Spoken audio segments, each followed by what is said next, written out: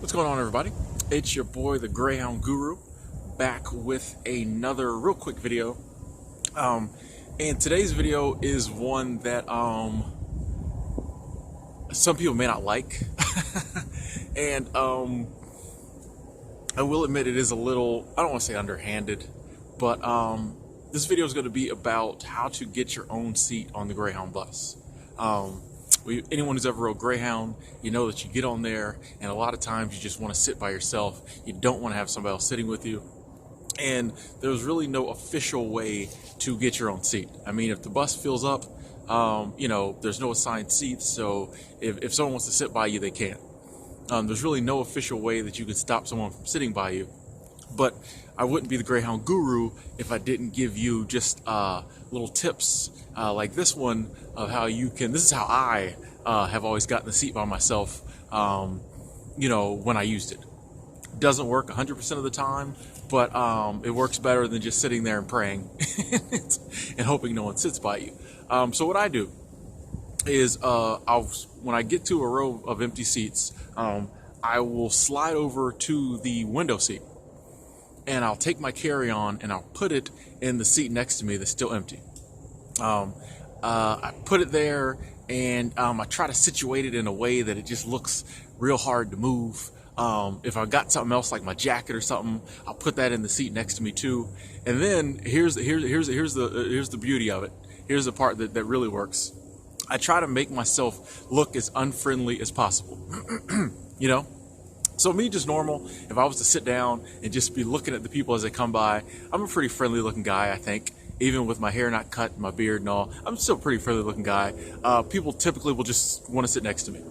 So what I try to do is look unfriendly as possible. I look out the window. I don't look at the people coming in. I kind of have like a frown on my face. If I have a hoodie or something with a hood or something, I throw that on. I shove my hands down in my pockets. I put on my best, just like, don't bother me defenses and mannerisms.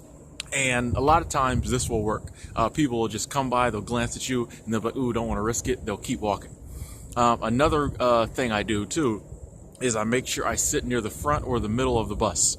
I've noticed that most people who get on the bus just, I don't know why, but they look towards the back and they go towards the back. I feel like a lot of it is just a natural kind of, people feel uncomfortable when they first get on the bus, and they don't want to immediately get on the bus and look down, at the seats right by them. They kind of, it makes them feel better if they can look towards the back and, have a few more seconds to figure out where they're going. So the front and the middle seats, typically, unless you're like elderly or someone like me who sits near the front, they typically don't fill up. Most people automatically just go to the back. So if I'm sitting near the front or I'm sitting in the middle and I do my little trick of putting my bags in the seat next to me and I kind of look, unfriendly or whatever, people pass right by me. Now, if the bus gets really full, people will have to come back, and sometimes they'll end up sitting by me. But that's the trick I use to usually keep people from sitting by me and getting my own seat. And it works 60% of the time. If the bus isn't full, it usually works. If it is full, like I said, well, someone's got to sit by you. But it works 65% of the time. But I will say that if the bus is full and someone ends up having to sit by me, or even if the bus isn't full and someone comes and asks to sit by me, I immediately take that whole rude guy, kind of don't talk to me persona off, and I use this, hey, no problem, man. I move my stuff. I'm very nice. That way the rest of the trip isn't spent kind of in hostility with them kind of, I'm not over there just like, ugh, and they're just like, this dude. Because I've been on the other side of that. I've had to ask people who obviously didn't want me to sit by them. And if you ride the Greyhound any, you'll have to too. I've had people I've had to sit by, and they obviously didn't want me sitting there. And it was always better when the person was just like, okay, cool, as opposed to the people who for the next 3 hours had an attitude with me because I had to sit next to them on the bus. And I know that's not, comfortable. So yeah, if someone does want to sit by you, if the trick doesn't work, be nice and let them sit by you, and don't, give them the cold shoulder.